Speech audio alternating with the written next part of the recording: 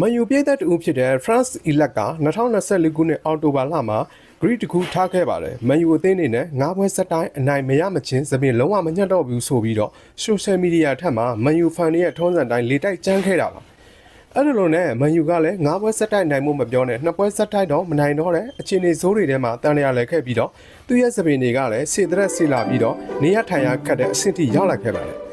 သူကလည်း social media ထက်မှာလူတွေရဲ့အာရုံစူးစိုက်မှုကိုပုံမရရှိလာခဲ့ပါတယ်။မန်ယူကအန်ဖီမှာလီဗာပူးကိုအနိုင်ရရှိပြီးတဲ့ပွဲပြီးမှတော့နီးပြအမော်ရင်လက်ထက်ပရီးမီးယားလိနှစ်ပွဲဆက်တိုက်အနိုင်ရရှိလာခဲ့ပြီးသတင်းတောက်တွေကဒါဖလော့ကို France Elect အနေနဲ့စပင်ညှက်ခွင့်ရတော့မှလားလို့ရီမောရင်းနဲ့မေးမြန်းခဲ့တာပါ။ဒါတော့ကတော့ဖြစ်နိုင်ဖို့မျှော်လင့်ပါတယ်။သူ့အနေနဲ့စပင်ညှက်ဖို့လိုအပ်နေပြီဖြစ်လို့ညှက်ခွင့်ကိုကျွန်တော်တို့လှုပ်ဆောင်ပေးနိုင်ဖို့လည်းမျှော်လင့်မိပါတယ်။ဒါပေမဲ့ကျွန်တော်တို့ကတပွဲချင်းစီကိုအောင်စိုက်သွားမှာပါလို့ပြောဆိုသွားခဲ့ပါတယ်။မန်ယူကနောက်လာမဲ့၃ပွဲမှာ Brighton Forest Tottenham Hotspur တို့နဲ့ရင်ဆိုင်ကစားမှာဖြစ်ပါတယ်။ဒီ၃ပွဲဆက်တိုက်နိုင်ပြီးတော့ Elect အနေနဲ့စပင်ညှက်ခွင့်ဆိုတာဖြစ်လာမှာပဲဖြစ်ပါတယ်။ပြည်သက်များအားလုံးလည်းကျမ်းမာချမ်းသာပြီးတော့လူရင်ဆန္ဒများပြေဝနိုင်ကြပါစေခင်ဗျာ။